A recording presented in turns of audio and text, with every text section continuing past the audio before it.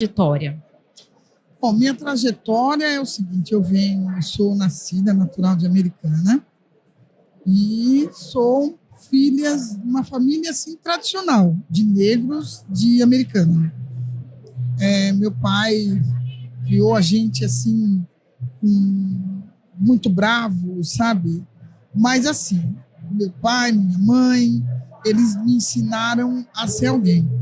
Eu me lembro bem quando eu tinha 14 anos e ele falou, você precisa trabalhar, né? Em alguma coisa, ser alguém.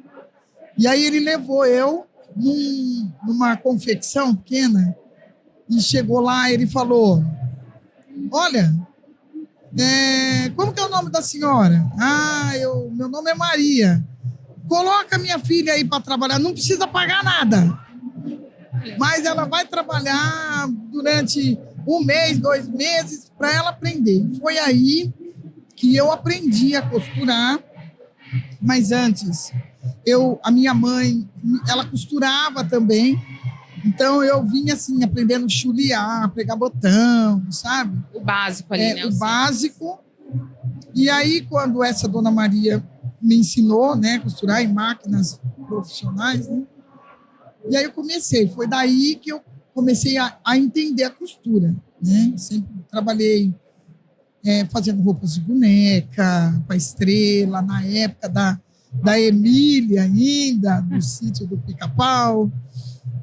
E depois eu saí, fui trabalhar em escritório, depois trabalhei,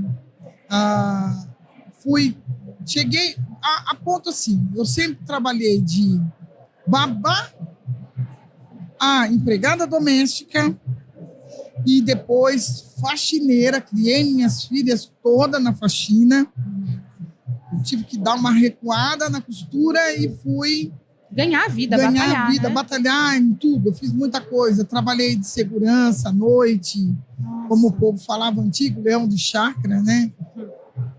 E para me sustentar, eu tenho 2 filhas, né? Tive meu primeiro casamento,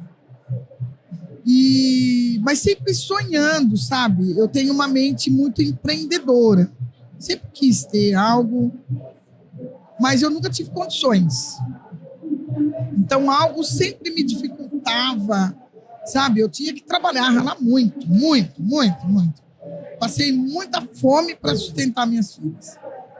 Teve época que eu fazia faxina, e aí quando as patroas falavam, Marli, vamos almoçar. Não quero almoçar. Faz uma marmitinha aí para mim, que eu como depois. Eu não como esse horário. Mas, na verdade, era para mim levar comida para minhas filhas. Meninas. E as meninas, quando chegavam, eu ia em restaurante com as patroas, e aí as patroas, os garçons, eles já entendiam. Olha como que é as coisas. Tinha garçom que já entendia. Quando eu falava, não, obrigado, um pouco de comida para mim levar para o meu cachorro. Olha. E ele olhava e falava, tem. Fica tranquila que nós vamos fazer a marmita para você levar para o seu cachorro. Porque eu nunca reclamei da vida. Nunca. Nunca falei, tá ruim, não. Bora lá, bora para frente, sabe? Sempre otimista. Mas, sempre. E hoje, sabe, eu vejo as minhas negas trabalhando comigo, né? Aprendendo, tá aqui, cada vez mais, né? Aprendendo. Nunca tive condições de pagar uma faculdade. Quando eu tentei pagar a faculdade, me deu uma doença chamada câncer. E aí eu tive que parar, porque a confecção, né? Demanda. Aí eu comecei, depois voltei a costurar, e aí elas começaram a costurar comigo. Eu não tinha o que fazer, né? Eu falei, melhor, porque eu queria que elas aprendessem. E depois disso, eu fui embora para o Rio de Janeiro, e aí eu entrei na Odontoclinic, uma clínica de dente. De lá eu consegui, cheguei na empresa, falei, moço, tem um serviço para mim? Aí ele falou, mas o que você sabe fazer? Eu falei, eu não sei fazer nada, mas se você me ensinar, eu vou aprender. Aí ele colocou eu de telemarketing eu fui para gerente, e de gerente eu fui para diretora. Uau. E aí ele mandou eu para o Rio de Janeiro, fiquei uma época lá, voltei para Americana, e aí a minha vizinha tinha umas máquinas e ofereceu essas máquinas para mim, que eu já sabia costurar. E nós chegamos assim, passando fome. Voltei assim, sabe? Você voltou desempregada. Desempregada. Quando, né, de diretora que você estava, você Sim, voltou ele queria que a gente Americana. fosse para Fortaleza, para levantar a clínica dele lá em Fortaleza. E eu falei, não, porque depois eu casei novamente. E meu marido falou, ele tem uns filhos autistas. E eu falei, não. Ele falou, não, é muito longe, né? Porque os filhos dele moravam em Sorocaba. E eu peguei e falei, não, eu não vou. Ele falou, bom, então a porta é a serventia da casa. Voltei para Americana e eu falei, eu vou fazer agora o que eu sempre fiz, costurar. E aí as meninas, ensinei minhas filhas, nós trabalhava assim dia e noite. E aí vocês até então não era na confecção de vocês, né? Não, fazendo roupas para as pessoas. Sim. Já deixei muitas pessoas bem. E eu sempre sonhava, porque a tecnologia foi indo e eu não conseguia acompanhar a tecnologia. Então eu não sabia. Eu falava assim para as meninas: gente, vocês têm que aprender a mexer nesse WhatsApp, nesse computador, porque as coisas estão mudando e eu não consigo. Eu só sei costurar, mas alguém tem que saber da minha costura, alguém tem que conhecer a gente, né? Mas a gente costurava e por muito pouco. E minhas filhas chegou e falou: mãe, nós te amamos, mas não dá pra gente ficar costurando com a senhora. Vamos fazer o seguinte, eu vou arrumar um serviço,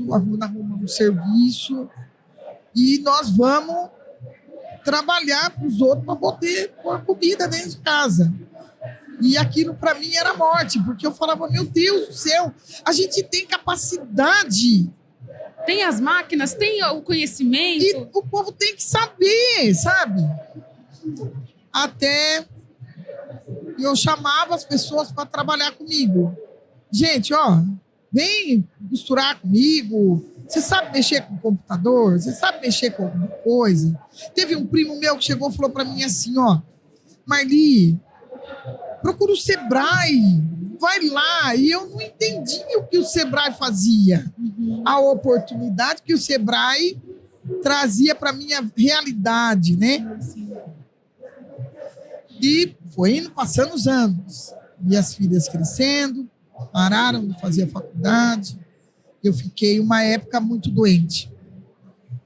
E eu fiz 11 cirurgias. Caramba! Depois do AVC, eu tive o câncer depois do AVC. Aí me deu o AVC. E ela segurando o reggae, costurando. Eu achei que eu não ia voltar mais, enfim, voltei. Né? E depois disso, nós voltamos. E aí, quando foi um dia, eu estava com uma sócia, uma amiga minha, que eu amo muito. Eu estava com ela e costurando com ela, só eu e ela. E, de repente, ela falou para mim, Marli, eu não vou mais costurar, eu vou abrir uma confeiteria com minha filha e eu vou parar de costurar assim, nós duas. Chorei muito e falei, e agora? Né? O que eu vou fazer da minha vida? Né? Sozinha? Porque as meninas foram arrumar um serviço e foi trabalhar. Aí até que eu conheci um grande amigo nosso, Rafael, de Araras, e ele chegou e falou para mim se eu queria costurar para ele roupas fitness. Mas eu até então eu nunca tinha costurado roupa fitness. E foi esse menino que me ajudou bastante, Porque ele falou, não, cobre o preço que você acha que deve cobrar. E foi aí que eu comecei a aprender que eu tinha que ter visão de águia, que eu tinha que ter visão de proprietária e não de costureira, investidora e não de costureira. E aí eu falei, eu cobro tanto. Ele falou, ok. Que era um preço maior que as pessoas me pagavam. E aí ele falou, não, olha, você pode cobrar o preço que você quiser. Pode cobrar. Aí eu falei um preço que dava, que eu achava. Ele falou, olha, agora eu vou... Eu comecei a costurar para ele, que aí eu fiquei sozinha. E aí meu marido falou para mim, ensina eu a costurar. Seu marido. Meu marido, Rogério Alves. Um homem assim, que eu honro, que é meu tudo. Meu amigo, meu companheiro, um cara que acreditou em mim, você entendeu? E ele sentou na máquina e começou... Ele sentou na máquina e começou a costurar. Eu ensinei ele a costurar.